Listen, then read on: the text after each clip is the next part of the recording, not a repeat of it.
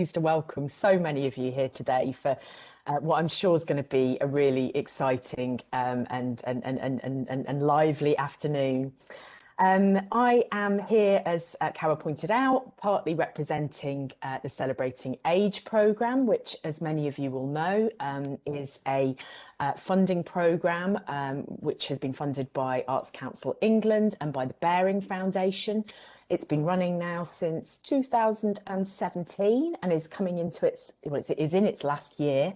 Over 30 different projects have been funded for sort of slightly different kind of time periods over that whole programme length, but working across a massive range of art forms and in a whole range of different ways across different parts of the country, all to promote engagement in the arts and cultural sector by older people. And it's great that we've got a couple of the projects from Celebrating Age here in our panel today to share some of their experiences. And of course, the other big organisation to mention is, of course, the Family Arts Campaign, without whom these webinars wouldn't happen. The Family Arts Campaign, as many of you know, is a national sector support organisation which is funded by Arts Council England and the Esme Fairbairn. And as their title would suggest, their aim is to raise family engagement in the arts and cultural sector.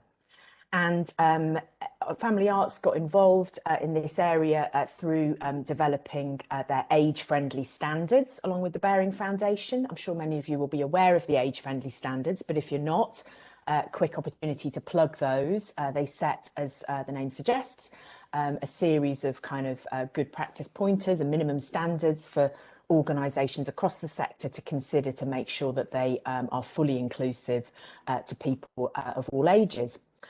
And because older people are, of course, part of families, it made sense that the Family Arts Campaign should work closely throughout the Celebrating Age programme to support us in reaching out both to other funded programmes, projects, but also to the much wider sector. And I have to say, since lockdown, although we find ourselves in this slightly odd scenario of all chatting to you out of our living rooms, it has certainly meant that we've been able to reach a much wider group of people than we were able to in the days when people had to get on the train and come all the way down to London or to Liverpool or wherever we were holding these sessions.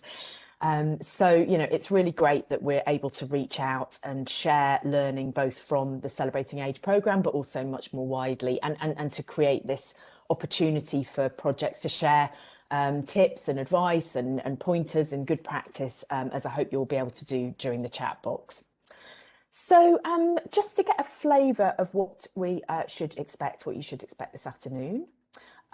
You'll see here some timings for the session.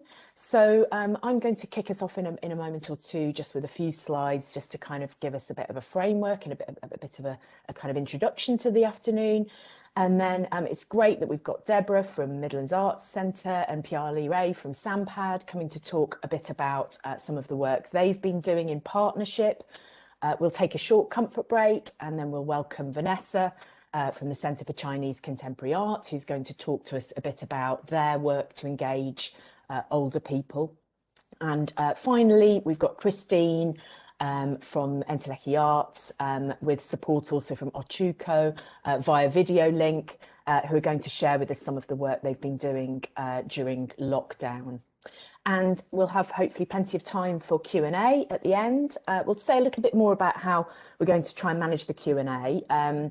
But just to say that if questions occur to you that you'd really like the panel to answer, please, if you could put a Q at the start of that in the chat box, then we can hopefully find it a bit easier to kind of leaf through the chat box and find the questions that we should be answering. There was so much brilliant practice being shared last time. It was quite hard to pick out the questions. So if you could just help me and Anna out by just putting a Q at the start if it's something that you'd really like the panel to answer, and we'll obviously get through as many of those as we can. But don't let that put you off sharing other things without a Q.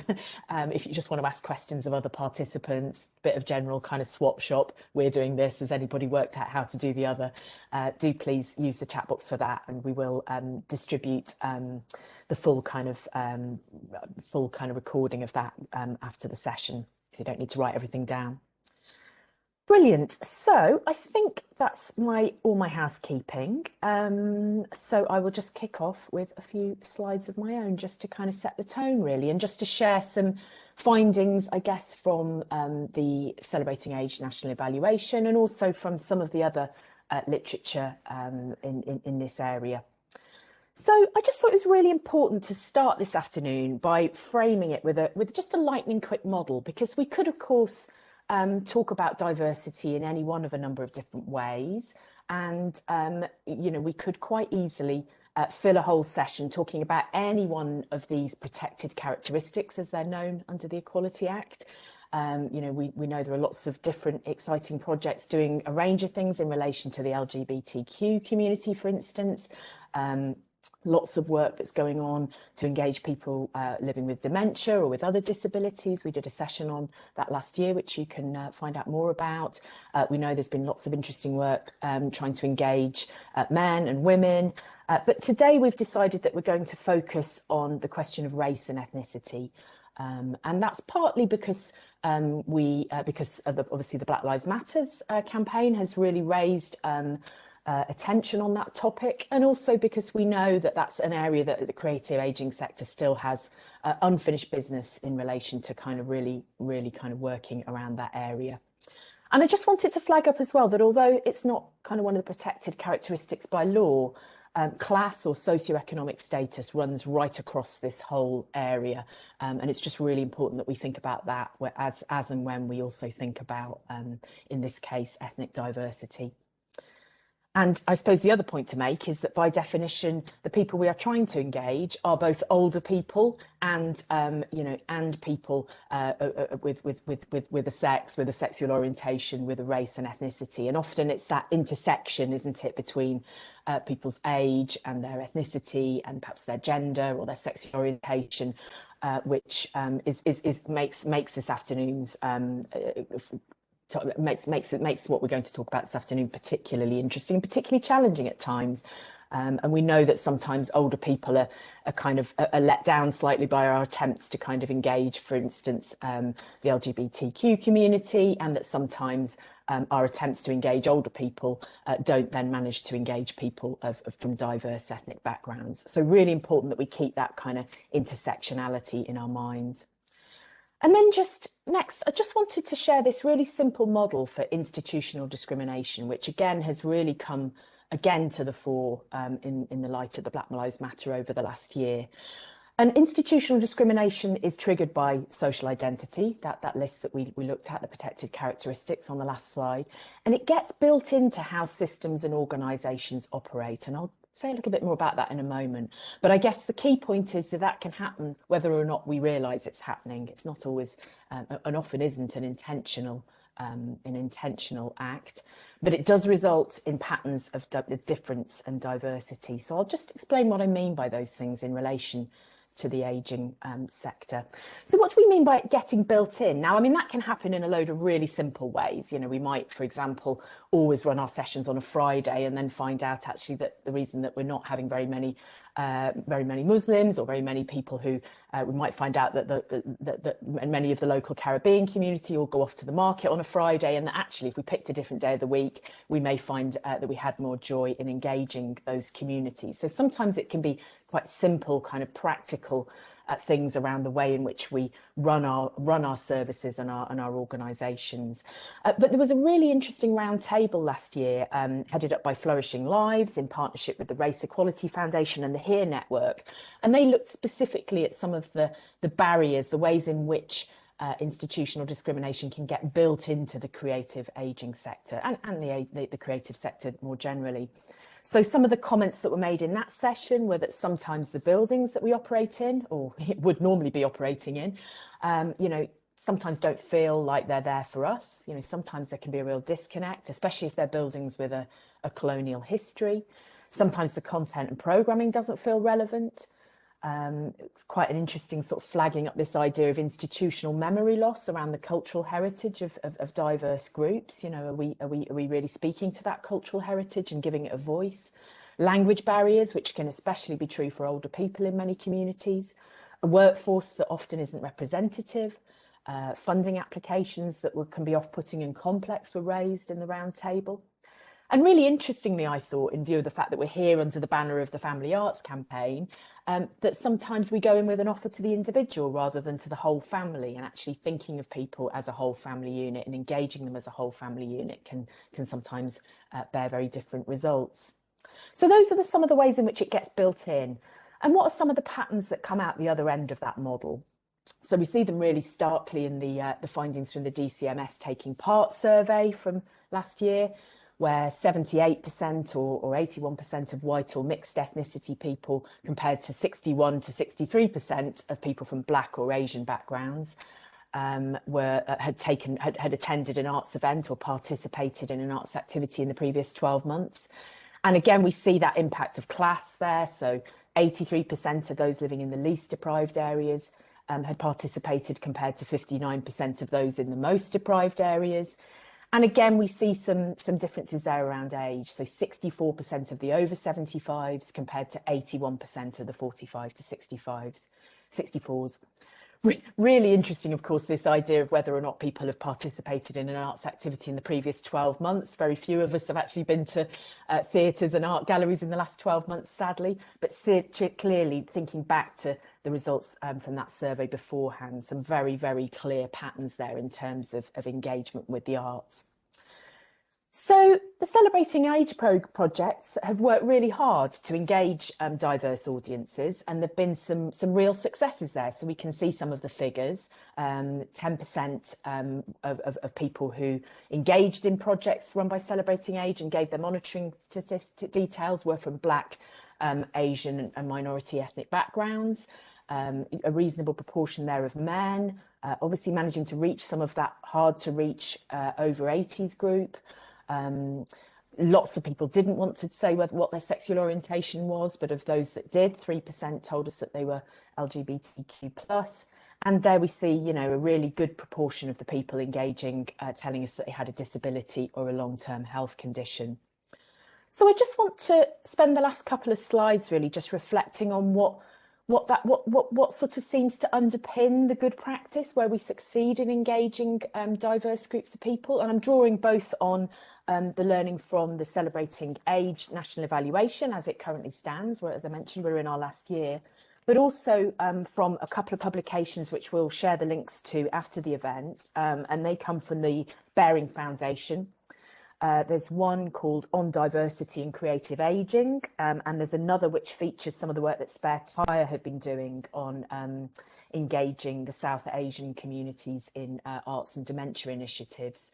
So I've been sort of drawing on those to kind of pull out what struck me as some kind of common themes for where good practice begins. So good practice seems to begin when we notice who's missing, when we look around the room and say who's not here, and then when we build on that and start to get curious about why that might be. It also happens when we make it a priority to do that and to act on it, and we dedicate the resources to make that happen. It's really clear that good practice also happens when we connect and we listen and we get out there and we meet up and connect and work in partnership with groups and organisations that are already closely in touch with the communities that we realise are perhaps missing from our mainstream offers. And there'll be lots of discussion about how that's happened over the course of the afternoon.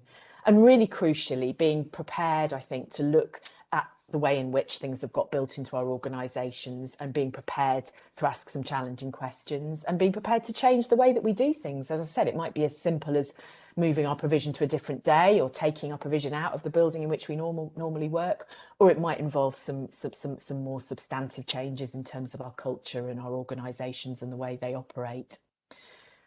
And then I guess where organisations are managing to take it to the next level, we see this kind of movement where actually we're going beyond how do we engage people as participants to really asking how do we engage with them as ambassadors, how do we make them curators, how do we support them as artists in their own right, not just as participants.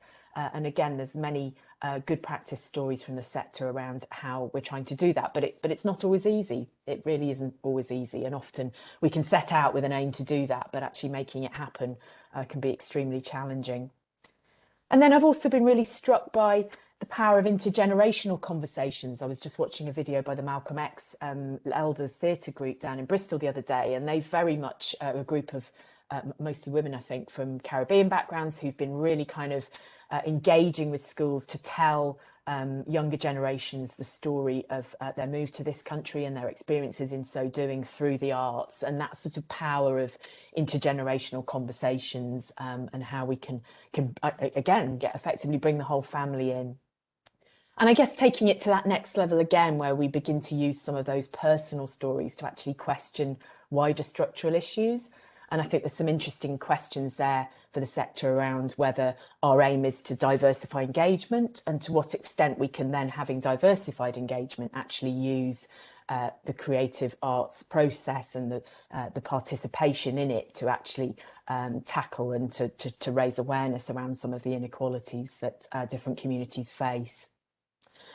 So all the way through this, I've been featuring photographs from Celebrating Age projects. We've got one here of Moving Memory, Still Stomping, doing some of their intergenerational work in schools. And just to go back, if you didn't have a chance to see the credits there, I know there was a really great piece of work that went on in partnership between Touchstones and the Leeds Playhouse when they ran their Every Third Minute festival a couple of years ago, and you know, managed to engage people from Touchstones who were also working on a Celebrating Age project to very much come and be part of that festival as audience members, but also kind of contributing to the dialogue around that.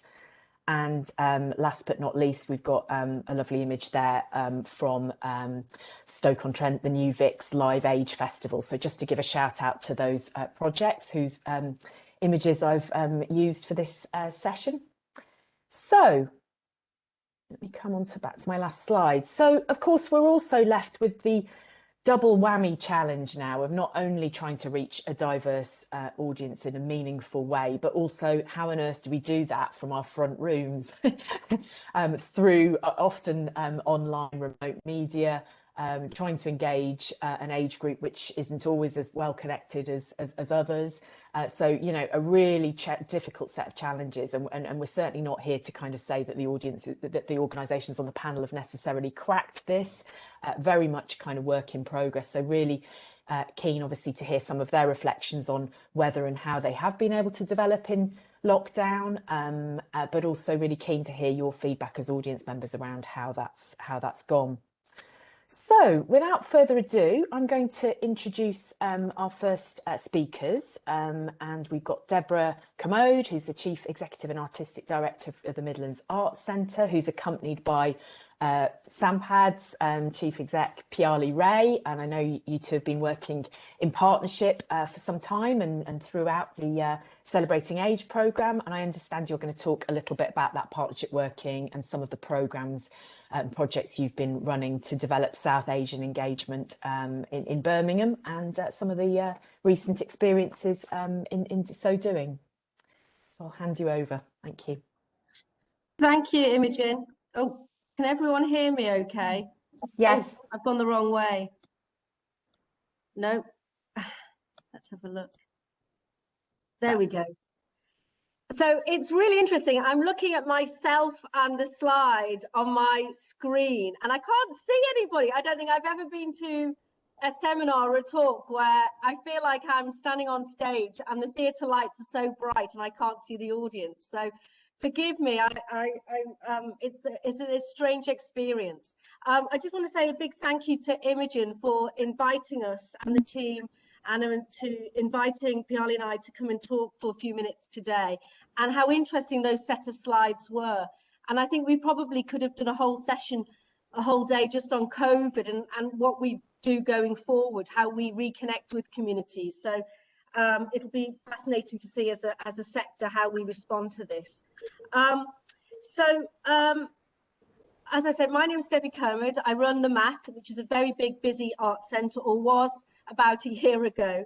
And I work very closely with Piali Ray, the director of Sampad, and we're based in the same building, just in case you weren't aware of that. And we programme all manner of different projects together, but we have a huge passion and strategic vision for working with older people. And we've formulated over many years a very positive and very fruitful relationship. So I'm going to, Piali's going to kick off. If she can, I can't see her on the screen, so I'm hoping she's out there somewhere. So there we go. Piali, can you hear us?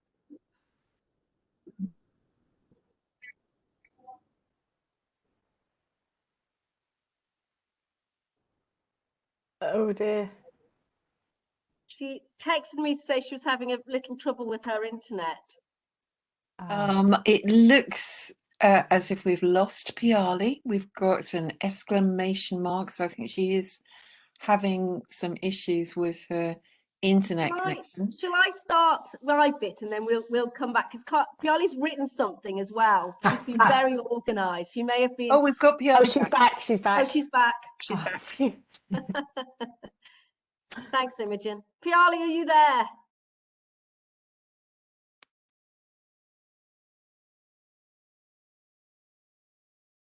No. No. Shall I start? Shall I carry on? Okay. Well, I'll go, because although Piali and I have been working, well, I'll start off. So I'll leave the first few slides for Piali because they're sort of led, but I'll tell you that some of the, just to give you a sort of bit of background, before COVID, MAC welcomed 1 million visitors per year, and so we're a very popular arts centre. Data tells us that 20% of those that visit us and buy tickets are from those aged 65 and older. And it's a higher percentage for cinema and for our learning programme. So people like to come and they like to do things. However, our data also tells us they do things alone. And that's sort of interesting in terms of, we want to do a lot of family capital work and intergenerational work, and indeed they want to be with other people, both their own age and in other communities. So that was something we wanted to address. It's also that out of all of those that visit us, we have about 30% BAME. So although that seems like sort of 1 in 3 is quite a high percentage, it doesn't reflect Birmingham. So again, we've got a lot of work to do there. And interestingly, when we started asking people more recently, again, this is all our visitors, if they, about disability, but then we introduced this, the question about hidden disabilities, that increased considerably. I think we went from about 8% to almost 20% of our visitors. And I think, again, that's very important when you're designing programs, to think about the whole person and not perhaps some of those disabilities that we may focus on in usual programs of work, but other things that concern and give experience to our visitors. So we were looking at, particularly from the MAP perspective, we were looking at older men, very interested in older men that live by themselves, and also BAME again. And again, the strength of that, we wanted to encourage programs. The other thing we were also very interested in was older artists, and it's something that is in our business plan, giving opportunity for artists of all ages. I think as we get older, we don't always want to see work by young people all the time. We want to see work on the stage and on the walls that reflect work of our lived experience as we are now. And that was very important, to continue commissioning and ensure that our older visitors had opportunity to see themselves. We were also, of course, like probably all of you on this meeting today, very keen that we create active activities, very much for well-being, focused on ideas of connecting with other people in very artistic and creative ways, and working with high professional artists. So we created something called Culture Club, which is incredibly popular. Oh, hang on, I think I've gone too much. Oh, my slides are popping around here, so forgive me. We also had something called, organised something once a month called Tea with a Twist, which was on a Sunday afternoon. And our research told us that the time of the week that people felt, people that lived on their own felt the most loneliest was on a Sunday. And so we started the Sunday afternoon sort of cabaret clubs, Tea with a Twist, but we really did do it with a twist. They're quite naughty. While they may have cake, they also introduced lots of other themes, particularly sort of themes such as this one. There's Ginny Lemon there, looking at LGBTQ, because it was apparent to us when we started working on the Celebrating Age that we wanted to connect all of the programs together. That was very important. We didn't want Celebrating Age to stand alone in our overall program. We wanted it fed through everything we did. And so we invited those artists into this program, so they would encourage a much cross sort of generational and cross fertilization of ideas. And we also connected with many community elders, particularly gay men, retired gay men, who wanted to begin for the first time really to have an experience in a safe space. So this was something that was incredibly important to us, to have these, like I said, big celebration events, and they wanted to see artists who had their own lived experience. And there we have. It was also important for us to have critical conversations with artists, artist to artist, so that we could learn from their experience, and also so that we could generate really critical debate. And that was something that, again, was very important to us. We didn't just want to do, I suppose, sort of a you know, a nice cheerful program. We wanted there to be sort of rigor in our programming.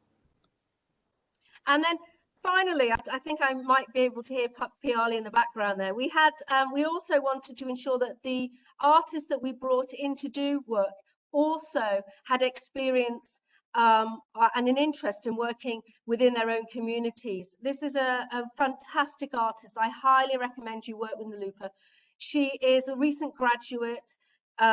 She is a photographer, though she works with sort of weaving techniques with photographic materials, you can see there, and she has really skillful and really interesting in bringing out those stories and those experiences of those elders, particularly in communities which are much more, perhaps we might say, much more private and perhaps less experienced in working alongside artists in a more formal venue. So this was a really fantastic project. And I just wanted to also talk about offering older people the power, or our elders, the power to make decisions about our programme.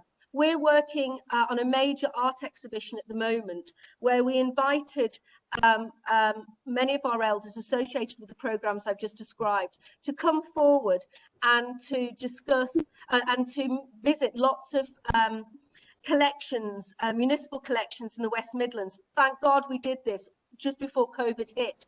And so they went to many of the stores and archives of major museums, and they selected a lot of work. And during lockdown, to answer Imogen's point, we set up a kind of online art club, but also a postal art club, because a lot of our older elders actually not only do they not have access, they can't afford computers. There's no one perhaps to help them, you know, with setting it up and organising and all of that. And so we've done a lot of telephone. We've gone analogue in a sense. We sent a lot of phone calls, but we've also sent art packs in boxes, and we printed off every painting and every sculpture that they saw. And we set up a club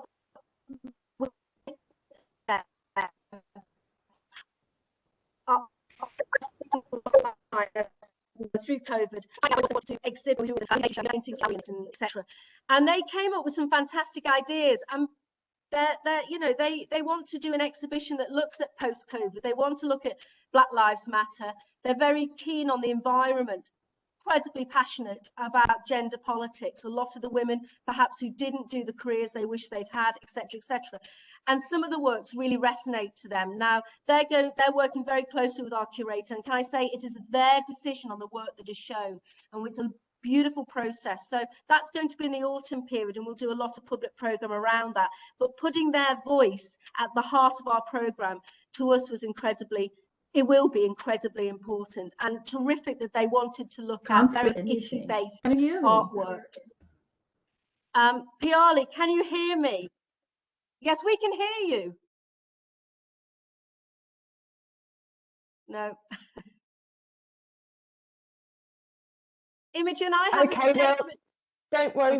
We can come. What we can do is we can maybe kind of move on to the next case study and come back and hear from Piali a little bit later. Try again, perhaps. I mean, I've got a statement from her here. I could read it. It is only it's only a couple of paragraphs, or we could come back. Yeah. Are you muted, Piali, as well? I wonder whether that. Can we unmute you? Can you hear me? Yes, we can. Hear me? Yes, please go ahead. Okay. Okay. So with Mac, it worked really well for a number of reasons. We know each other well, we trust and listen to each other and appreciate our complementary. More popular, most popular program has been a chat and chat. The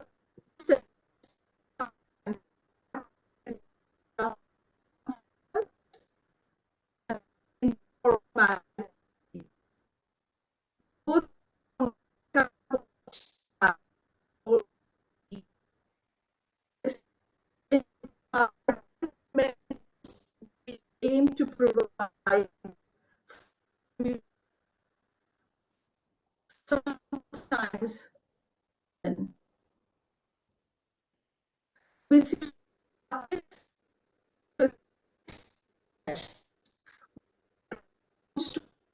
and art essentially to open up a conversation and encouragement for others to share their creative work, maybe a poem or a picture or a song. Many of the South Asian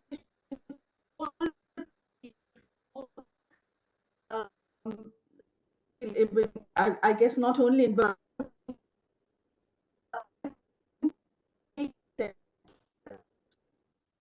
some located within a faith, like a temple or gurdwara or mosque.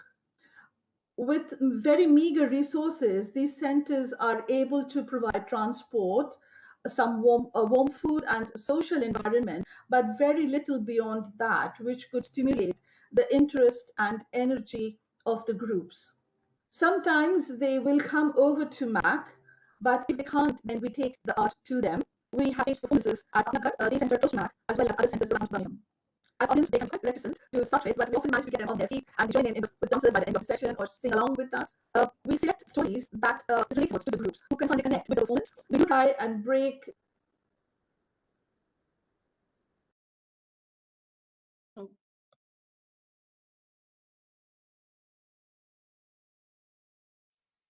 Apologies, it's Carol here from the AMA. We do seem to be having some sound issues with Piali's feed. Let's see if we can get her back. Are you there, Piali?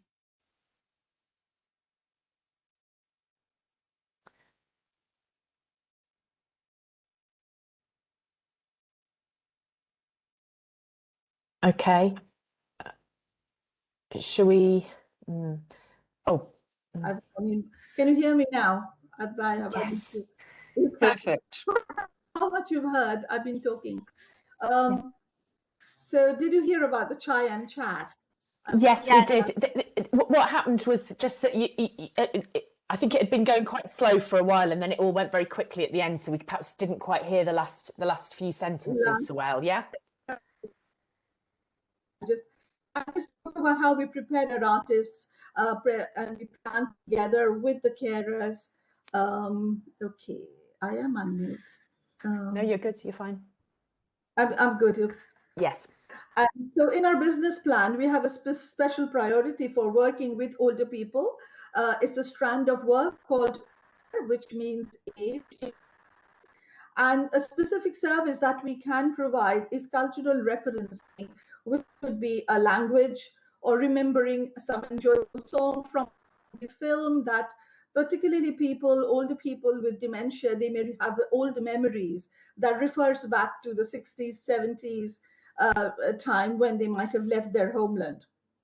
So COVID, of course, has it.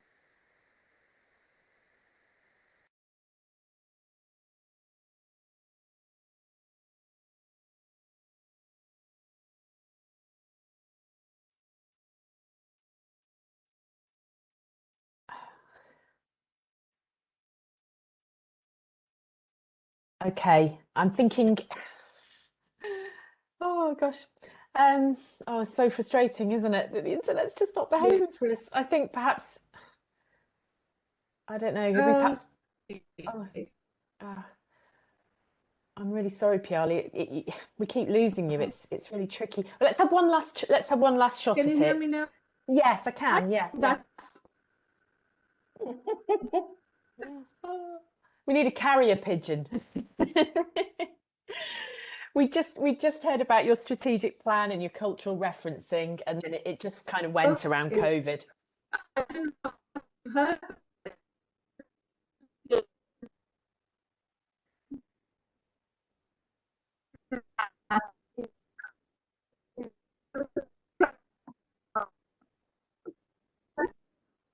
Piali, if you could turn your video off, that might help. It might just help your bandwidth.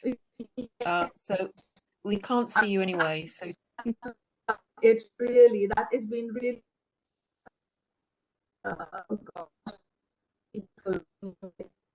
We can hear you now. You're good.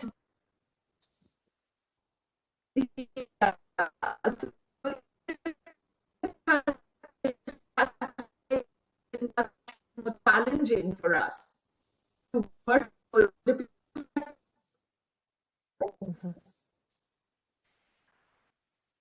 Okay, I think I'm going to. I think I'm going to have to make the difficult decision that we should just move on. I think and try to come back to you with some questions in the chat box, Piali. I'm really sorry that your internet's not working.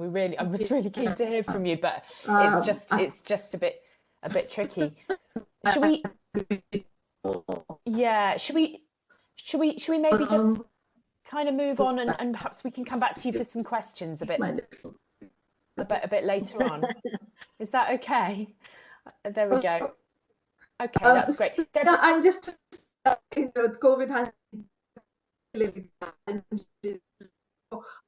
for many of our own and particularly with our work with older generation, older people. We will continue to bring them back.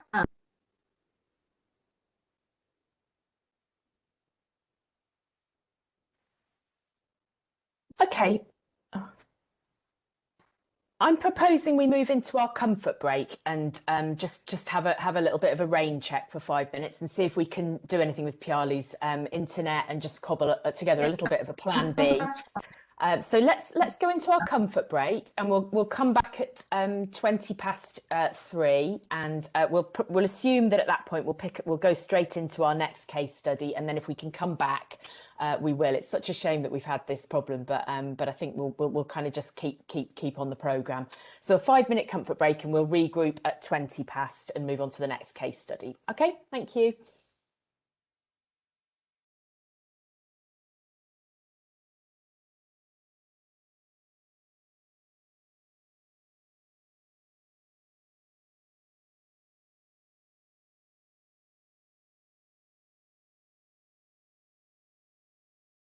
Imogen, how's the rest of the internet working? Oh, your thing's on, sorry. Yeah. I think the rest of it seems to be working okay. I just think that's Piali's good. got a really bad connection, hasn't she? yeah, I think so too, Imogen. Yeah, I mean, I think did you have part of? I mean, obviously we don't want to lose time and take away from the other speakers. Shall I just move on to the next I case think study, just do you move on think? to the next one. They can ask the Yeah. questions. I think it's Yeah. fine. I think so. It just gets stressful for her, doesn't it? And it, you I know, know, it's difficult know. for everybody then. I think, Exactly. yeah, it's a real shame, but Sorry I think we'll about do that. that. No, it's okay. We'll come back from the break and get stuck in with the Centre for Chinese Contemporary Art, and then hope, you know, fingers crossed, you'll be able to contribute to the questions a bit further on. Yeah. Yeah, thank you. Okay. All right. Cheers.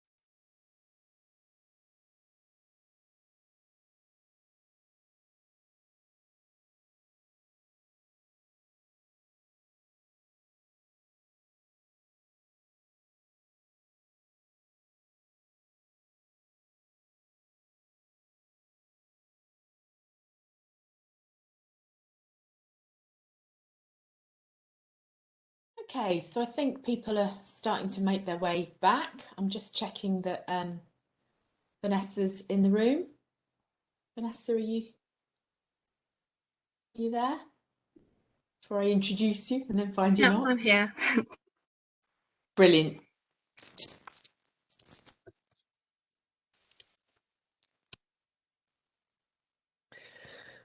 Great. Fantastic. There we go. Fantastic. So thank you everyone for your patience. I'm really sorry that we've had some problems with internet, but hopefully, fingers crossed, things will work from here on in. So I'm pleased next to welcome Vanessa Lam, who's Age-Friendly Projects Coordinator at the Centre for Chinese Contemporary Art.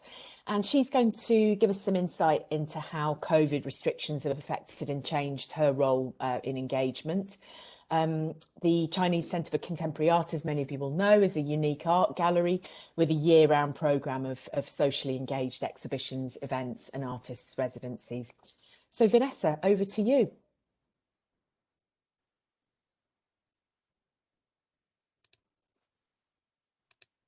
Hello everyone. Sorry, I'm just gonna find my slide. Okay, hi everyone. Thank you to Imogen and Anna for having me today. And thank you for everyone attending. So I'm the Age-Friendly Projects Coordinator at the Centre for Chinese Contemporary Art. So for those of you who haven't heard of us before, we're based in Northern Quarter in Manchester. So I'll just start with a bit about CSCCA and what we do. So initially we began in 1986, at first as a festival just to provide a platform for the Chinese artistic community to showcase work in Manchester. And it was begun by a group of artists. And then we later on evolved to the Chinese Art Centre. So we're based in the Manchester Chinatown.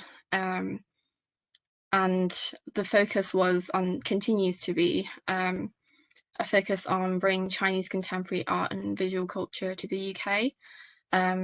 So we evolved quite a lot over the last 30 or so years, actually.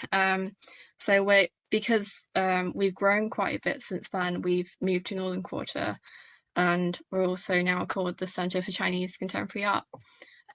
So the focus is still the same, and we work with international and local artists, as well as established and emerging artists. So that's through a variety of things such as exhibitions, commissions, open calls and artist residencies. So we also have an engagement program which I work on as well. And then we have a volunteer program, an archive, shop and venue hire. So that's just some pictures of our building, and generally pre-COVID times. And then just a little bit on the specific project that I've been working on, and this is one of the few projects that we've managed to continue over the past year. So this is the National Lottery funded project aimed at the older Cantonese community. And it is to tackle social isolation and loneliness within this demographic. And the way that this project was run prior to COVID, so it only began in November 2019, so only a little bit before lockdown. And with this aim of the project to engage this group, we did this through learning and skill sharing. So that was the focus of our workshops, teaching new skills and creating a space for learning. And our workshops included dumpling making, as you might have guessed. So we had, so it's not just dumplings. We had lots of creative arts workshops as well as cooking workshops. So making traditional Chinese foods, this is because we saw it as a way of connecting with something culturally that everyone is very aware and find very comfortable. The act of sharing food and cooking together, but as well as learning new creative skills and traditional skills as well. So that's the Dumpling Social Club. So as I said, we began in November, and since then we had 8 initial sessions in the gallery. And then March came, and we were all a bit frazzled, really. Suddenly, like a lot of other engagement projects, we kind of reached a halt in March, April time, just to kind of reshuffle and have a think about where we'd like to go and how we'd like to move forward with the project, and sort of looking at what's possible and what's accessible for the group. So luckily with this project, the National Lottery Fund, they were very flexible with it, and they were happy for us to change the project in a way that suited the group, and sort of try that out, because we felt that it was really important to continue this project specifically, especially through this time when most of our older community is completely isolated. So in April, I was looking at workshop potentials, and having to cancel a lot of things that we'd booked. So we had cultural visits booked. We were to go to a National Trust site. We were also, at the time, we were doing ceramics workshops in studios. So there's quite a lot of things that had been planned, which were, I'd say, more experimental in terms of creativity, and things that at the time maybe you wouldn't just, skills that you wouldn't have done before or don't necessarily have access to. So we were quite interested in developing activities that that someone might not have tried before. So trying new things really helps to connect people together. Learning together as well just builds relationships really well. So then I was just having to reassess what kind of things can we do in a workshop setting, and actually how can we do that. So you can see in that picture, in that first picture, everyone's getting really messy. There's those hands everywhere and brushes, and it's just that kind of workshop environment. How do we bring that to people's houses, to their own environment? And one way that we've done that is through creating pre-recorded videos. So that's just a screenshot of one that we've done from our recent programming. But also another way that we've managed to keep the project going is having the lessons online. And there was some concern at that point about whether this would work. It's a new way of doing things, and even for myself, it's something that I've not done before.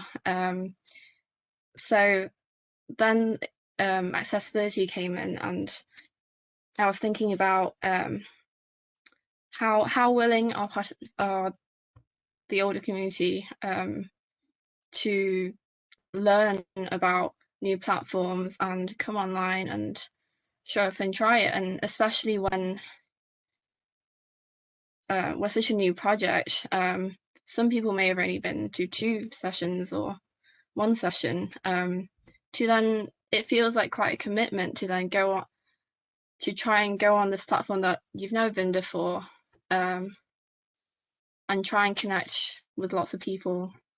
And it can seem it can feel a bit embarrassing because you're not comfortable, you're not confident on this platform. And then the next thing is inclusion online. So going back to the workshop, how can we make this project as social and connected as it was when we were in the gallery? I think in the end, the answer is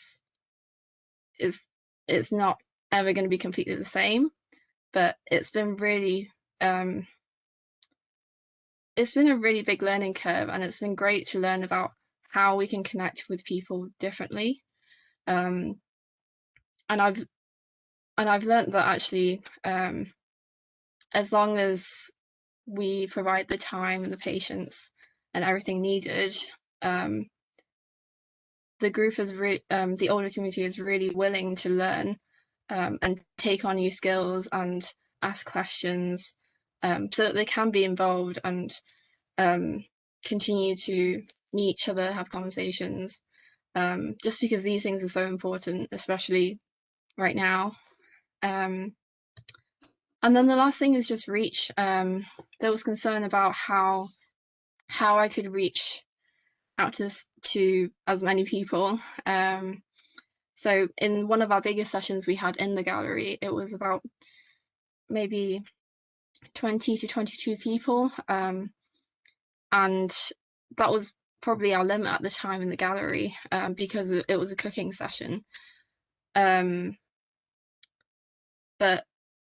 that we managed to reach that group of people because we had targeted marketing around where to put our posters and leaflets, and being in touch with community partners and a local community centre.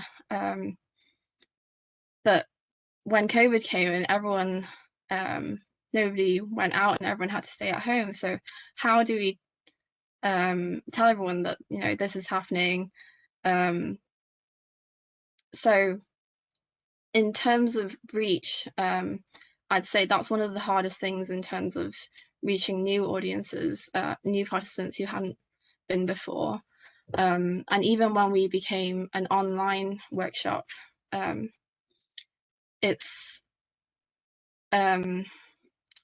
when we became online, we've actually lost quite a lot of initial participants who did come.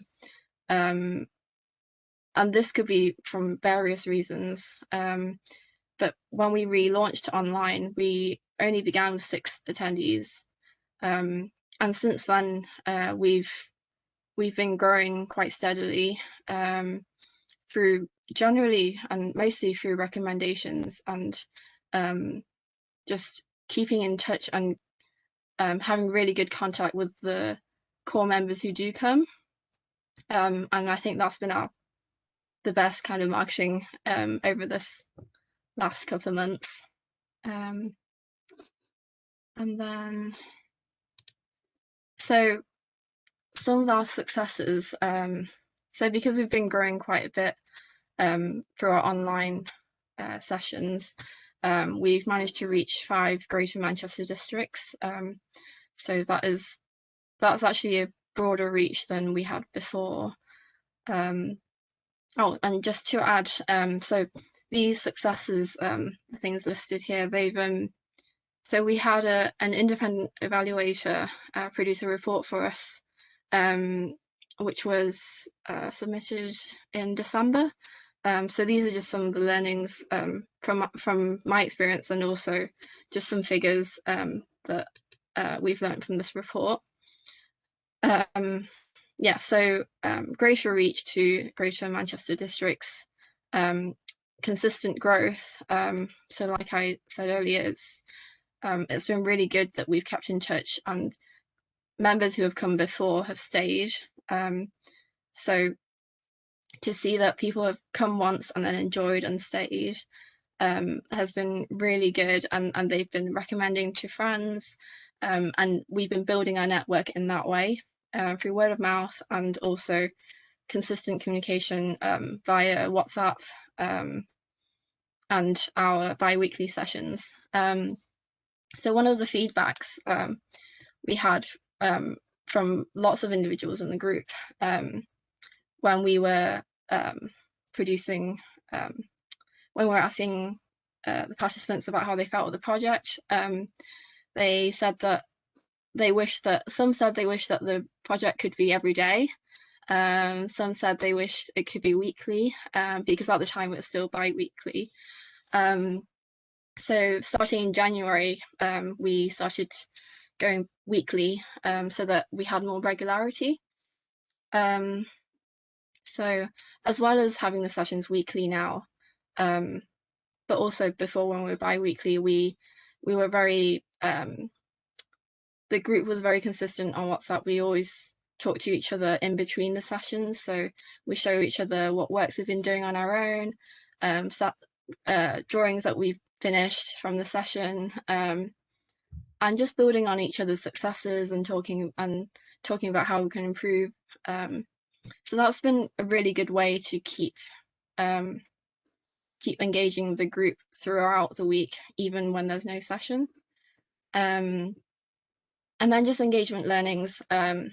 We've learned a lot about, through the report that was made by our evaluator, we've learned a lot about how we can move the project forward, and how we can use what's worked to move forward and make the project even more successful. Yeah, so it's really good to see in some of these figures that, for example, to have reached the older community, and to know that 94% of them want to get involved in projects again like this, and for loneliness to decrease by 40% to 29%, and then 59% having met new people through engaging with the project. Yeah, so these are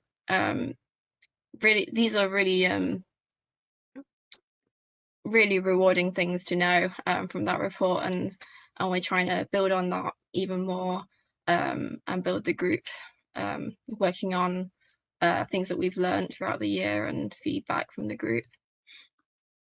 So then, just some practical top tips, some things that I've learned, and also why I think the project has worked. And those images are just some artwork from the previous sessions in the past 2 months. So starting with identity. So I think one of the things that's really made this project work right from the beginning is identifying the target group, understanding their cultural values, their interests, commitments, and also their concerns and any fears. It's really good to understand the group from their point of view, and also to connect with community partners or other organisations who are already working with this group. Starting in this way has really made me understand the group a lot more, and it's given me the ability to adapt the program and tailor it in a way that suits the group. So in terms of access, looking at platforms that would be suitable, looking at spaces, which kind of spaces they're comfortable going to. I think it's definitely easier for anyone to go to a place that they know and they've been to, and they know they're not going to get lost, or there's people that they know already. So having trust in the place. So fortunately, our community partners were really helpful in that way and helped us promote the project. So for some of their attendees to hear from them, oh, like this is a project that's happening, yeah, that's fine. It's really helped the project kick off at the beginning. And then consistency, just being really clear on messaging and project format, and being regular. So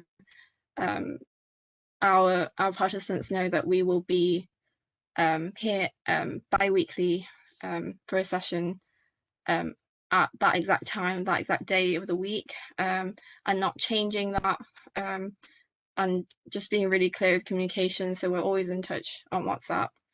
And then cooperative approach, being open to letting the group decide how you move forward with the project, always in constant conversation and talking about how they want to move it forward, what's missing for them, and where they want the project to go, really. And then flexibility, just as a result of that, being flexible with how you as an organization want to move the project forward, and taking on any feedback from your group.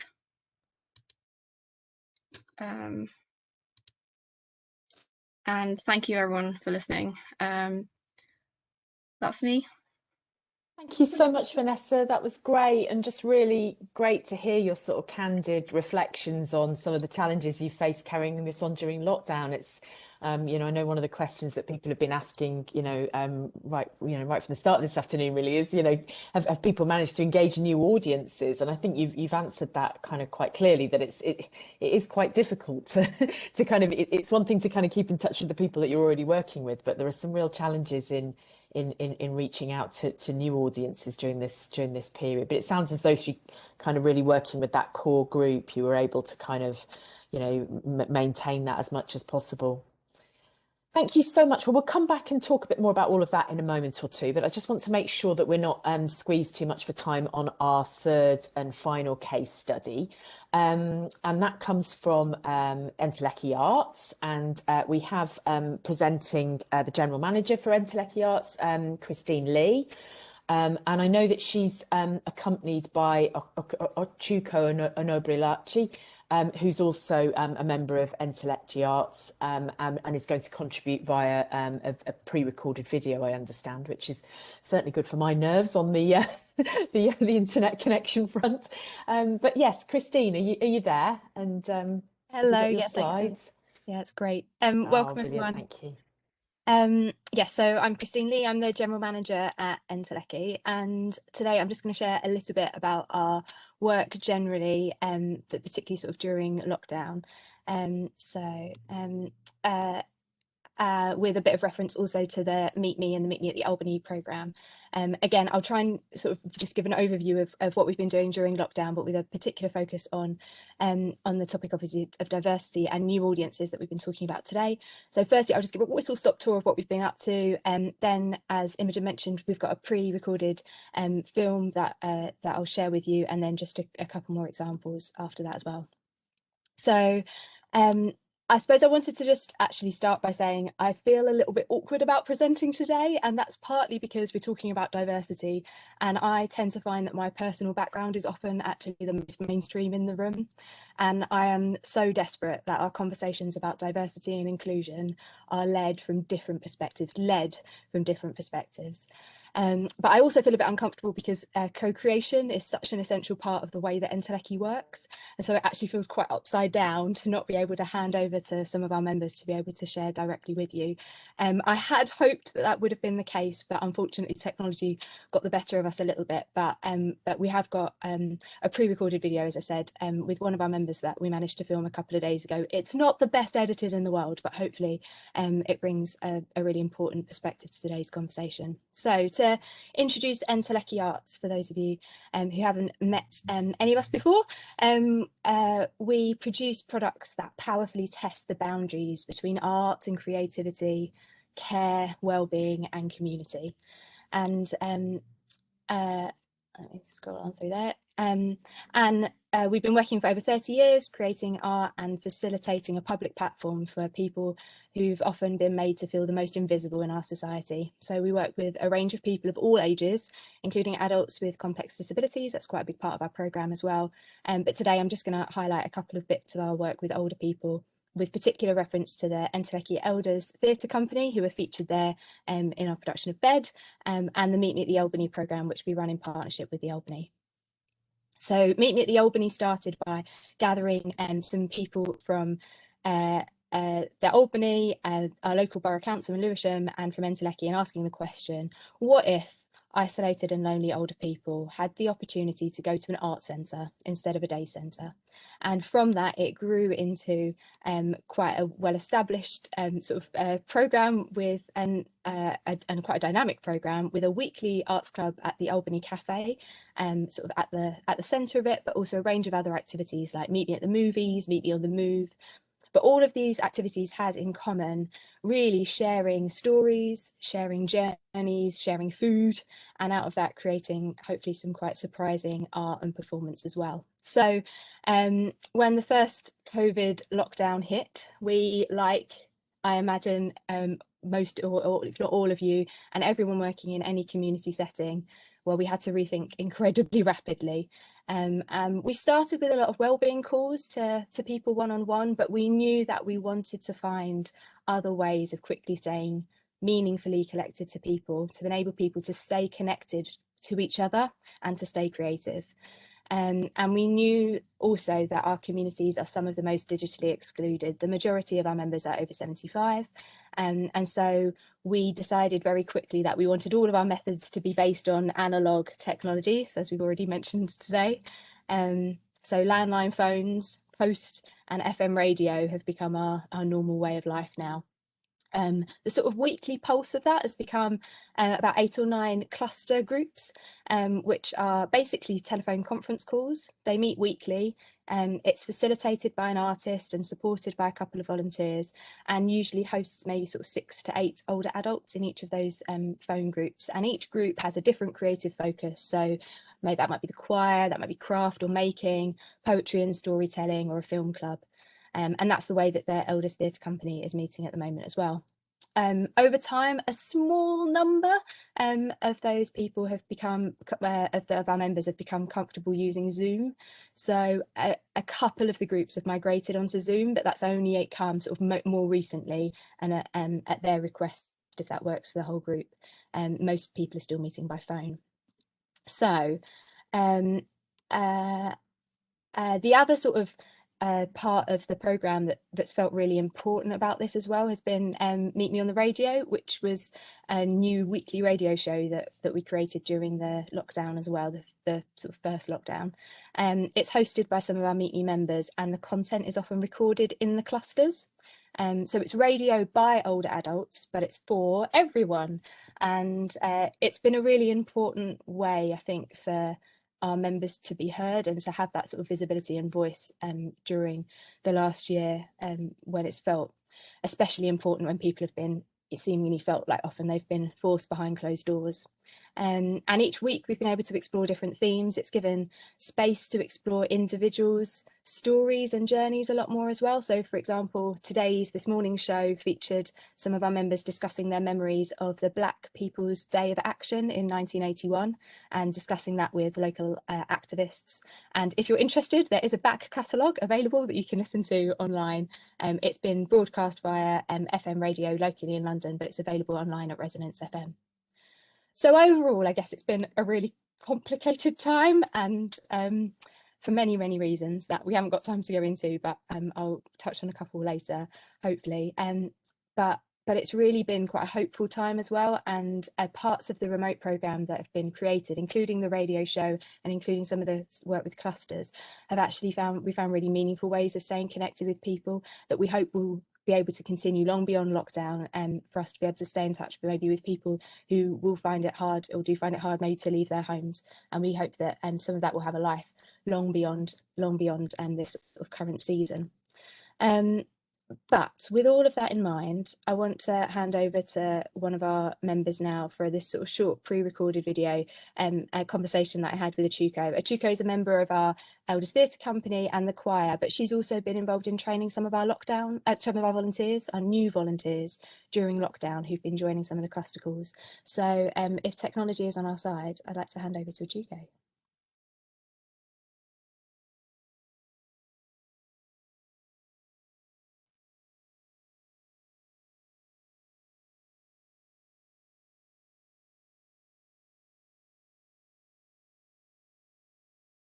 Sorry, I should have prepared a song for any interlude, but you'd all be glad that I didn't.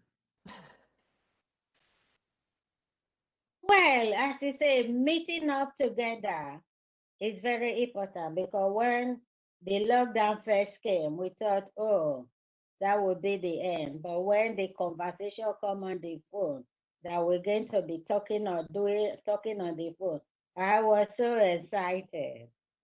Then we moved on to Zoom, which is great. the performance is going, so we are still doing it. It's coming up. Very soon you will hear it on the radio, which we look forward to. I can't tell you more than that, don't bother. I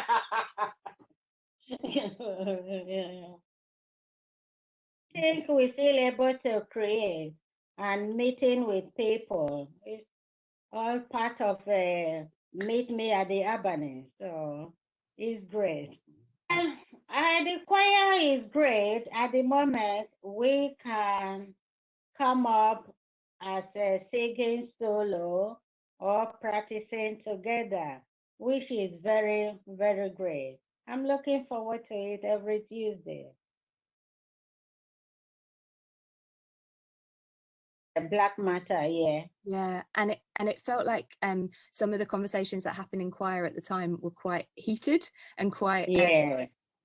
To me, it don't make no difference to me because when from the beginning I entered this country, I know they treat us Black people different, like we are inferior. That's the way the white people have been treating us. So I get used to it in a way. So when they say the Black matter, well, I support them because God created every human being, whether black, white, green, yellow, God created all of us as his own image. So we all matter one way or the other, but we just different color and different background. Does it matter to you that conversation is happening, like in choir or at Meet Me at the Albany? I think it matters to me because I'm very pleased when I hear people talking about it. It gives me pleasure to know that now people are caring about one another, especially this lockdown. I take it as a sign, as a testing, because this lockdown brings everybody together more than before. We do, through this lockdown, we do so many things together by helping people. If this lockdown didn't happen, we would know your neighbor, but this brings us together, which is a great thing about it. It's bad people died with this COVID, but this COVID brings more people together, more family together than before, more community. We have community now than before. So this is why this lockdown is favoring me one way or the other. Life is different now. When I first come, you can't go to, I can't go to a pub where white people are. Or let's say I have to go to shop where Black people are selling. So, but now you go everywhere, so things different. The world is changing and we are changing with it. We thank God. Gradually, it's going to change and it's going to be for better. What do you think are the important things for volunteers to understand before they start joining the groups or getting involved? Mainly, the first thing they would understand is there are so many people in Albany from different backgrounds, and they all elderly. So they have to have that in mind, because for me, if you can't deal with yourself, you can't deal with adult people. They need tender care. They don't want argument. It doesn't matter whether they're wrong or right. You just say to them, okay, everything will be all right. But if you can't do that, it's difficult to communicate with elderly people. Yeah, although we don't always avoid difficult issues, do we? I'm just thinking about some of the things that we talk about at Meet Me and some of the things we talk about in the Elders Company. We don't avoid an argument always, do we? No, we don't. Argument is always in a place. We don't avoid it. It's to deal with it That's what I'm saying. You see, you know, like some of the young ones, they always write. You know, I have all of them. So I got my children, I got my grandchildren. I know what I'm talking about. So if you don't have patience, you can't. That's the most important thing for the new ones that come in. Must learn to exercise patience. Once you can listen to them and have patience with them, it doesn't really matter what culture you come from. All they need is just somebody to listen to. For example, I can be talking to, you know, sometimes, especially people like us that living alone, we don't have no one to talk to, right? So when you meet with people now, some people will just like to rattle on and on like a train. So all they want, just listen to them and assure them whatever going on will be easy. That's all. It doesn't, once you listen and have patience, doesn't matter what culture or what background. All elderly people need is somebody to listen to them. That's all. When you find things like that, Christiana, don't be. If you see somebody from trying to bring diversity background, just listen to what they are going to say. Don't interrupt them. Listen, when you know they finish, then you give them your own opinion. As peaceful, as quiet and peaceful, then the person will know, yes, because I, for one, to gain somebody's trust, it takes me years. I don't trust easily. I don't trust anybody easily. But once I trust you and I give you my word, I don't go back to it. Yeah. So when you see people talking about their background or whatever, all you need to do, just be patient and listen to them and let them clear their chest. So once they finish, if you have anything to say, you just say. If you don't have anything to say, just tell them, don't worry, all will be well. That goes a long way. I can't see anything more important than what you people have been doing. Just continue doing it, and God bless all of us.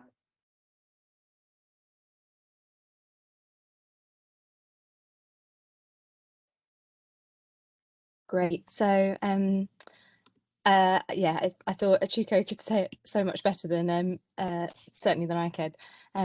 If I could get the slides back, I've got a couple more just to present as well.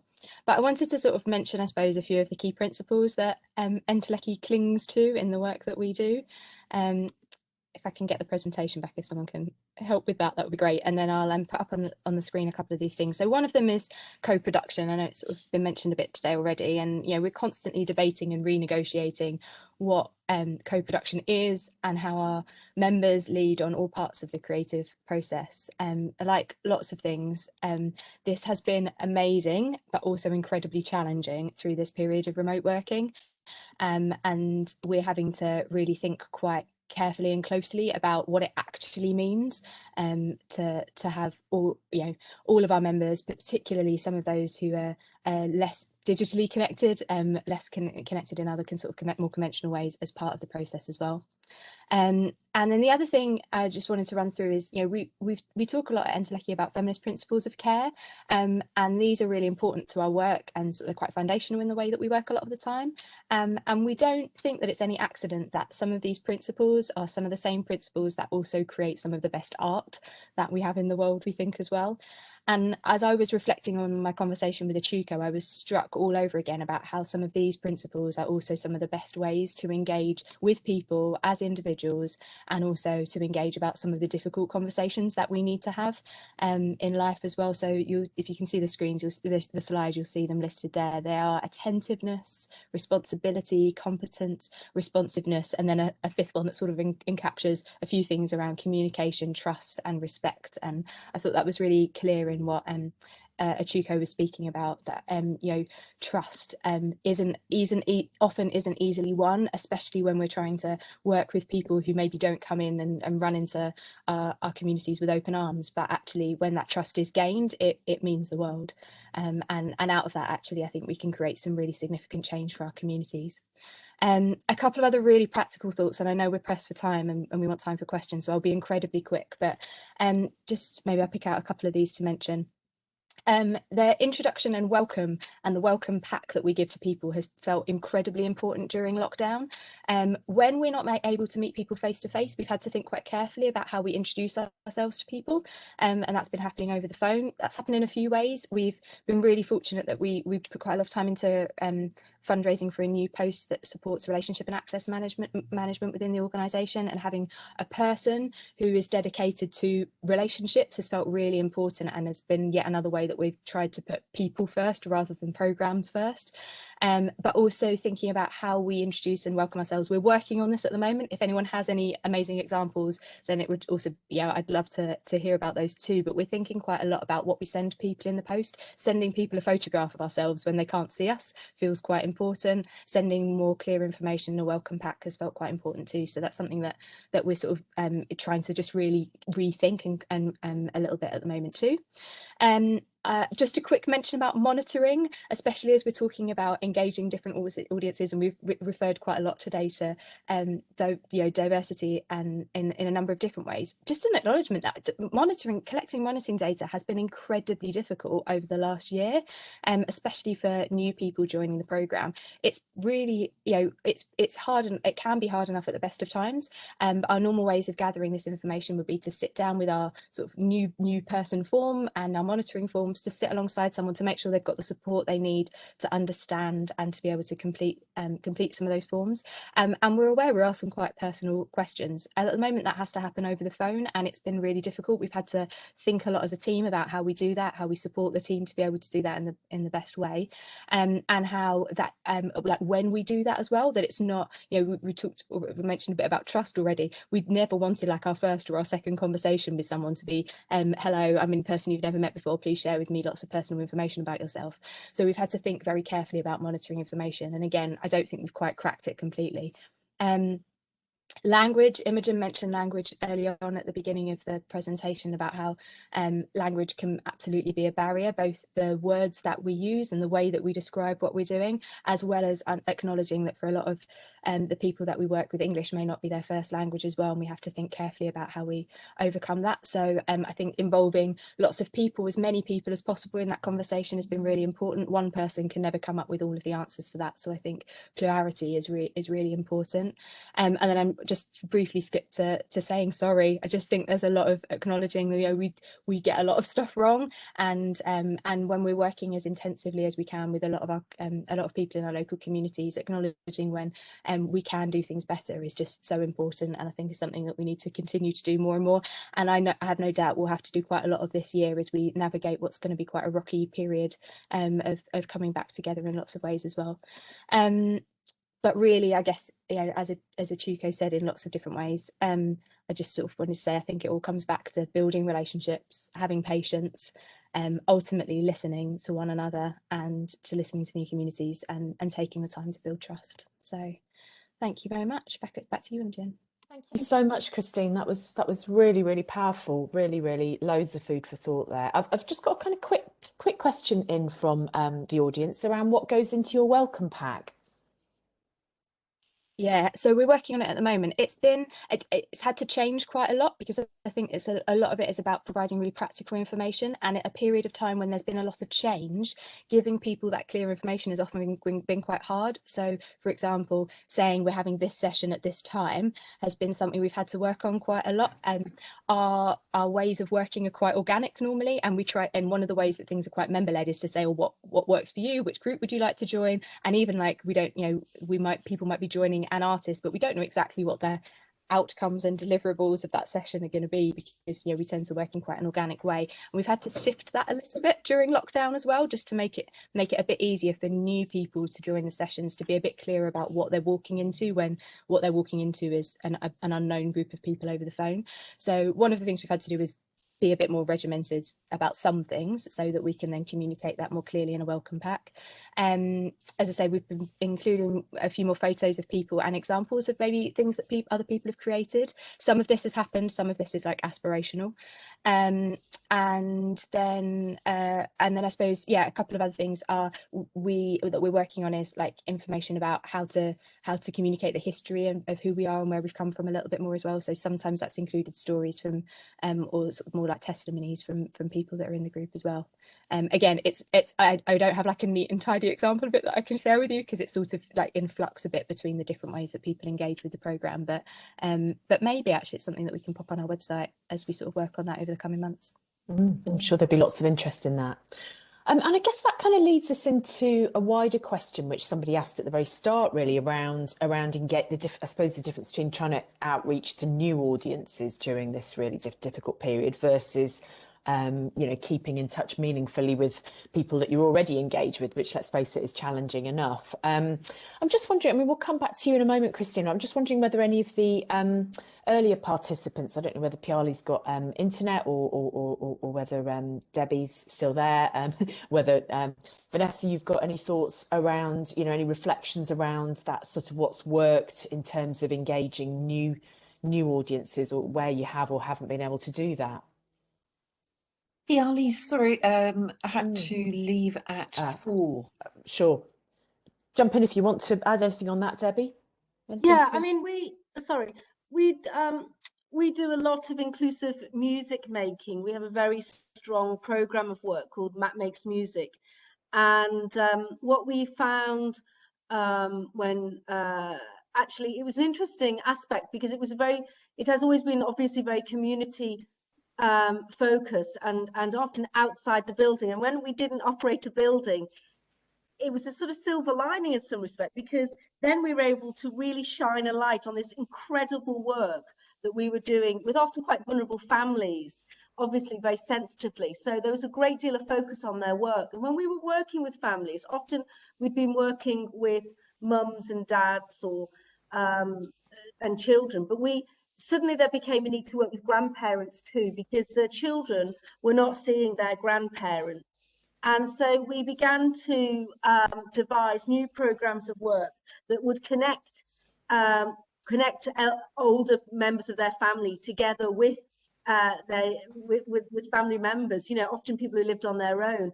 And so that, I suppose, prompted us to think about widening those programs, not just to the family members that bring the children often to workshops or to do those creative activities with them, but actually how would they encourage Nana and Grandad to get involved, or neighbours to get involved. Of course, there were lots of people very worried about their neighbours. People are very close to their neighbours, and watch out for them. And as well as doing shopping, could they encourage them to take part in stuff?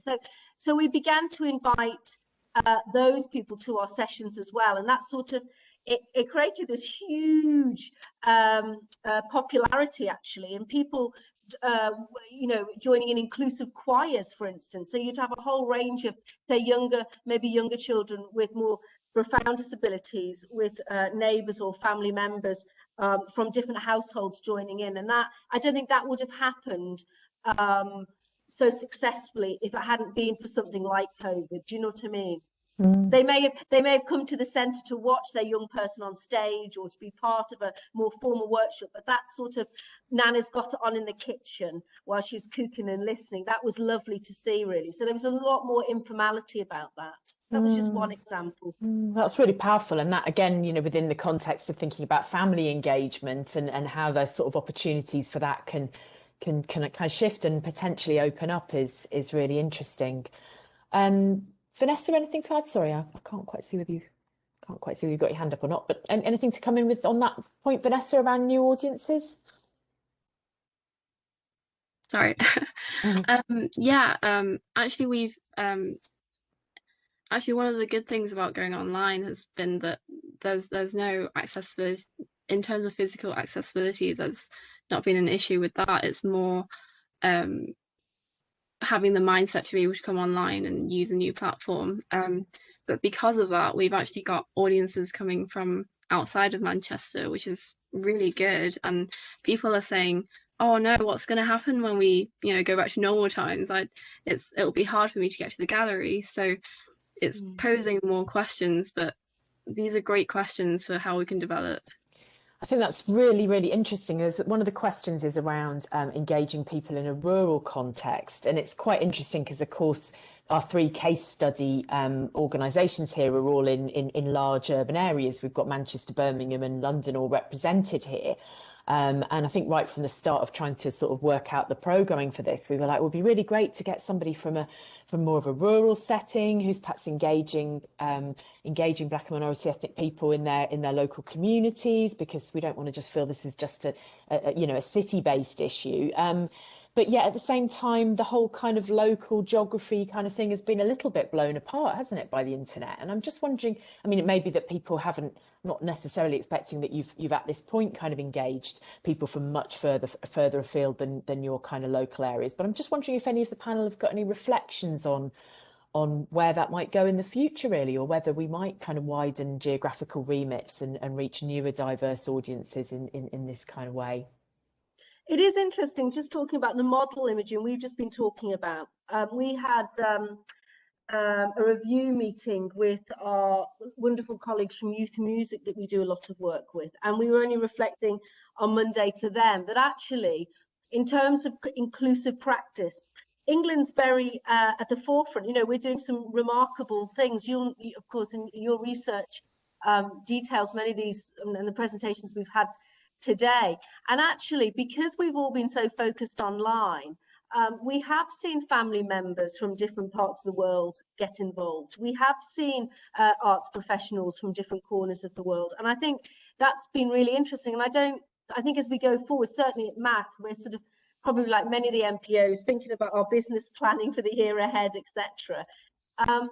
And, you know, that hybrid model, I think, is very attractive for many people. I mean, if you're no matter where you live, if you're an older person or you have a young person perhaps with physical needs, are you going to, you know, it can be quite an ordeal, I suppose, or just more of a challenge to get everyone in the car, get them on the bus, get them to the centre, you know, etc., etc. Of course, there's huge value and benefit in being close together, physically close and in a room, and the impact that has. But likewise, people we find are really enjoying the internet, and I think they'll want to see, those that have access to it and good quality will want to see a hybrid model going forward. So we would like to see some kind of opportunity to put some of our events online, and we're trialing those at the moment. So that might be quite interesting to look at in another 6 months. Great, thank you. I'm going to come back to you, Christine. I mean, feel free to add any reflections on that last question. And I've also got a more kind of a more specific question really for you too, which is whether or not members are referred initially through health or social care at all. And if they come and don't come back, what you do to sort of try and re-engage them, really. So feel free to reflect on that or to move on to the specific question. Oh, I thought we were going to go a whole seminar without talking about social prescribing. Excellent and important though it is. No, so we get a lot of referrals via health and social care networks, and that's something actually that we've worked on quite a lot over the last year, and it's felt quite important and quite timely to be able to do that during lockdown. But sort of moreover than it coming just through sort of formal networks in that way, actually one of the opportunities that we've had during lockdown, I think, really has been about there's been a lot of befriender networks that have been set up, or befriender schemes, and the sort of we're working in the process of sort of unifying a lot of that in Lewisham at the moment as well. And that's sort of actually it basically just means that, you know, because of COVID, there's a lot more opportunities for local community groups to come together and to be able to share. And I also think people have got really used to sharing a lot of struggles, so it's been quite transparent conversations that have happened as well. So yes, we do have got quite formal processes of people being referred in, but actually we've long had informal networks, but those have actually, if anything, been strengthened during the last year as well. We have sort of tried to work quite clearly on how that happens. So we've, as I sort of mentioned when we talk about the welcome packs, we've tried to be a bit clearer about what our call out is in some respects as well, so that we can basically say this is what we're doing, and make it clear as to this is the invitation for people to join, and alongside that sort of having quite a lot more open and sort of organic ways of people connecting to the programme as well, that keeps it as relational as it can be. In terms of what we do to try and re-engage people, as I said, it's meant a huge amount to us to have one member of the team who's sort of dedicated to relationship management. We have found quite sort of increasing numbers of people are really keen of like new referrers, new people being referred or invite inquiring about joining. We've increasingly found that people are saying that they want to join and maybe have 2 or 3 conversations with one of our members of the team leading up to joining, but then for any combination of reasons don't pick up the phone or don't actually join the session when they say that they're going to as well. And so we are really thinking quite carefully about how we do that. As I say, the welcome pack and sending something to people through the post seems to help as well, both to make it clearer as to what they're joining and maybe give them materials to be able to join in as well. Asking open questions about is there anything stopping you, because sometimes there are some quite practical reasons why people aren't able to do that, and we may or may not be able to help with that.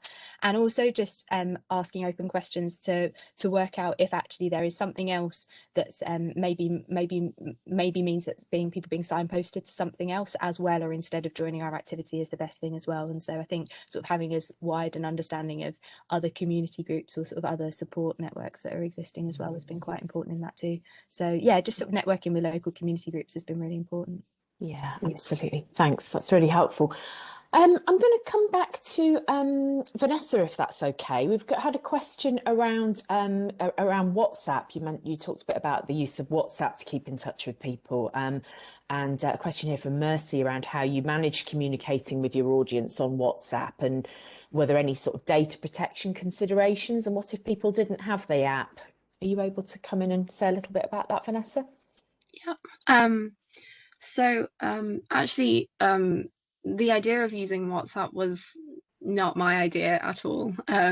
It was something that the group started themselves. It was just a platform that they went to and used quite a lot, and they wanted to know about the project but didn't want to be checking on our website or emailing me. They wanted to be kind of in the know, so to speak.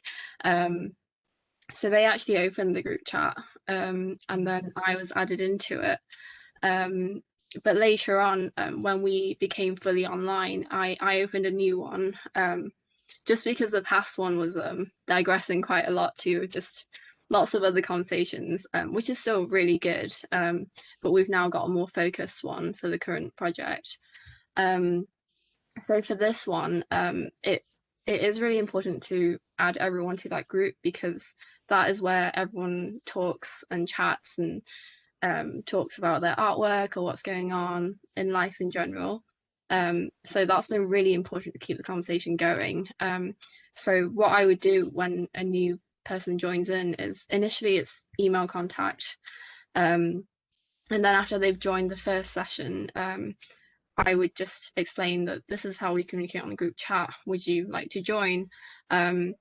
And just explain that, everyone will see each other's numbers. That's the nature of a WhatsApp group, and everyone that's joined so far are really happy with that, and they see more value in it than the worry of sharing the contact details.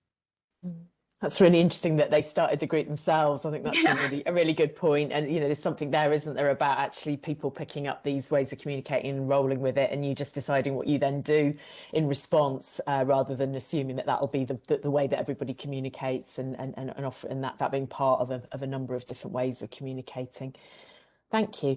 I'm going to come on to a question about engaging people living with dementia coming from Black and minority ethnic communities. A question from one of our participants, Louise, who's working creatively in Cheltenham with older people living with dementia. Just wondering if anyone has any sort of tips on reaching out to Black and minority ethnic communities, people living with dementia, whether that's through referrals, through community partners or families. I don't know if that's something that any of our panel have had particular experience around? So I just mentioned sort of what we're going through at the moment with a project that we're not a local project, but something else that we're doing actually in Coventry at the moment, and this is sort of something that we're thinking about quite a lot at the moment. So I think it's sort of trial and error in terms of trying to build the local connections and then seeing what happens as well. But I think things that have been most successful for us recently is when we've been able to connect with a GP surgery directly, and then be able to or a PCN, sort of primary care network, and then ask more generally who is it who's interested in who is it who's working with people who are living with dementia, and what other initiatives have you got. In this example, we found out that actually some occupational therapists had just set up a new interest group that was about supporting people with sort of early onset dementia, and it looks like we're going to be able to connect with them all early doors, but hoping that will happen. And again, that sort of fits quite nicely with the objectives of the project that we were working on there. And then the other is about sort of other existing groups that are about supporting people who are living with dementia as well, so often carers groups or carer support networks as well, and then being able to connect with find out what other groups are happening, and then see if there are other ways of us connecting with that too. And then, as I said, the other one that's been sort of really relevant for us recently has been particularly around referrals from other befriending networks, or befriending referrals that have come, or people who are sort of particularly reaching out to try and connect with new people during lockdown. And because we've where we've said we're particularly keen to be able to work with people who are living with dementia, actually that's meant that people have come to us and said, oh, my neighbour or my or somebody that I've been doing a one-to-one befriending, had a one-to-one relationship with, I think maybe they would benefit from what you're doing, and they're interested in radio, or they used to do this craft, and they were interested in finding a way of connecting that. So yeah, it's just about, I think it's usually been about building local relationships. I don't think there's one way of doing it, but I'm always keen to hear how other people are connecting as well. So I don't know, Louise, if you've got any of your own examples as well, it'd be great to hear them in the chat. Brilliant, thanks. Obviously, if anyone else wants to raise a hand from the panel on that one, if not, I shall move on to the next question. We've had a question here around sort of marketing to older audiences, which, as we know, tends to be through more traditional means, and we've obviously heard lots of interesting examples about that. And Anna from the panel is wondering, do you have any advice around reporting and tracking engagement across less digital platforms?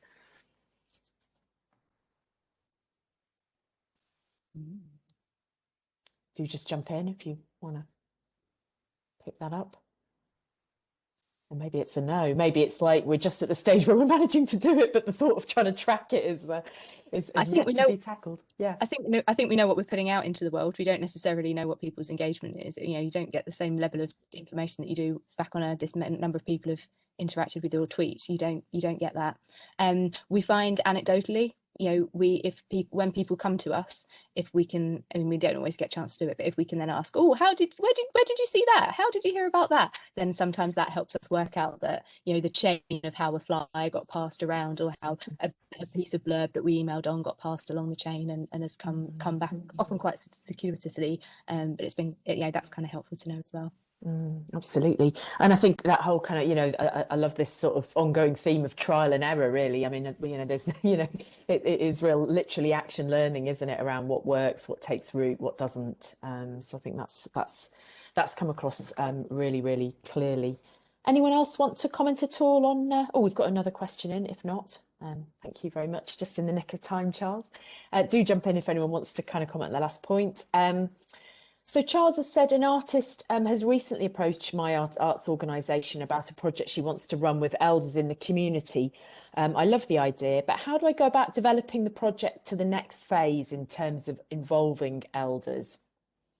So, that way of starting a project round where we begin with the artist and then try to engage the community. Any advice, any pointers for Charles from your experience? I would say one of the first things to make a start on is seeing what other community partners you've got in your area, or arts organisations around you who already work with that group, that kind of group. See what kind of learnings they've got, if there's any advice that they give. For my project, especially when I began the project, it was really important to understand what kind of commitments my group had to these other organisations and things outside that as well, so that I could tailor the project to fit their timings. So then a new project doesn't seem like so much of an extra effort. It's like, oh, well, I'm in town for this anyways. Why not come and try this? So it really helps to shape their schedule and see how you can work the project. Yeah, yeah. And I saw some nods from other panel members around really kind of finding out about those other community organisations and linking in, not trying to create a new kind of route in. Yeah. Okay. And just a final sort of comment, do jump in if anyone else wants to jump in on further any sort of different type of advice for Charles. Do leap in. If not, I've just got a kind of comment, which is more a reflection really, probably than a question, but maybe just allows us each an opportunity to have a final sound bite really as we draw to a close. From Kathy, who said it's been really interesting to attend this session. Coming from the classical music sector, where often older audiences are seen as a problem rather than something to aspire to. So I just thought that was a kind of prompt to perhaps give each of you an opportunity to just have a final little soundbite, really, to bring us to a close. Debbie, should we start with you? Oh, are you on mute? Or have I frozen? There we go. I'm terribly sorry. I was just going to say, it comes back to my sort of passion for working with older artists, really.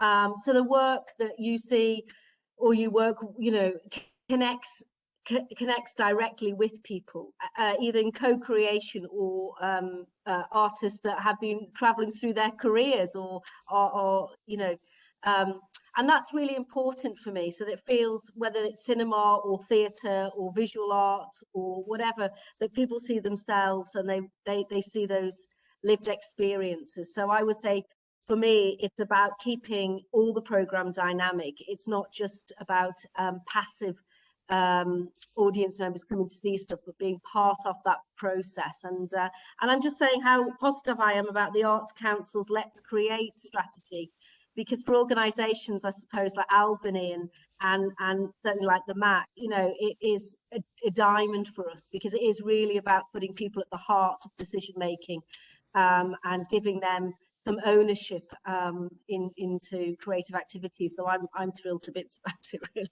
going forward. I think it's positive. And if we come out of COVID thinking about well-being, thinking about important issues like Black Lives Matter and technology, all these critical areas that we've been thinking about so intensely over the past 12 months, I think that's pretty much a roadmap for the arts going forward. Yeah, absolutely. Christine, I'm just going to give you an opportunity if you just want to add a very quick kind of, we've literally in the last couple of minutes, but if you'd like to just add a kind of final reflection. We haven't heard from you for a question or two. No, so yeah, I think just to say how important conversations like this are as well. And I think interesting thinking about older audiences, conversations like this remind us that that is not one homogenous group of people, but you know, it's as wide as it is the number of people who are involved as well. So I think yeah, that feels incredibly important. And then just sort of a personal reflection that by embarking on some of these conversations, and often slightly harder conversations as well, some of the difficult to have conversations, that I personally learned so much from them. And I feel like when we're thinking about what is the role of older adults in creating art and in changing our communities, I personally value and learn from the input of the older adults that we work with and the people that I work with every single day. So I don't think there's a limit to what is possible. Thank you so much. That's such a hopeful message to end on. And I've been sort of jotting down kind of key words that have just leapt in over the course of the afternoon. And I've written down things like hope and listening to each other and trust and, not avoiding difficult conversations. And I think that whole kind of you know, that whole feeling that actually, you know, we do have to have some difficult conversations, you know, we can respect each other when we do that, and we don't have to be afraid to kind of say, I'm sorry, actually, I got that wrong, you know, please tell me what works for you, and let's hear what you and your community want from this piece of this project that we're doing. So some really positive stuff, and I just want to thank so much our panel of speakers who've taken time out to prepare at such a busy and complicated and difficult time, and have brought their experiences. I'm so sorry that we've had one or two internet problems. I guess it's part of the whole kind of trial and error, throwing ourselves into technology that you know, we've all got quite used to these days. But thank you so much for sticking with us over the course of the afternoon, and thanks so much for all your questions and comments. I'm so sorry that, you know, it feels like there's this huge faceless audience out there that would be so nice to kind of have engaged in some more direct conversations, but I hope those conversations will continue outside of this session. And thank you so much to the Family Arts Campaign, and obviously to ACE and to the AMA, and just to remind everybody to sign up, if you haven't already, for Family Arts newsletters, and do follow on social media to get regular updates on future learning opportunities. It's at Family Arts and then the number 1 if you want to do that. And we aim to hold a couple of these seminars every year by online. There's previous webinars on sort of adapting to COVID, and on dementia-friendly communities and making projects more dementia inclusive are pre-recorded and available on the website, and we'll be holding another one later on in the year, so watch that space. Thank you very much, everybody, and good luck with all your various work to engage diverse audiences. Thank you very much. Goodbye.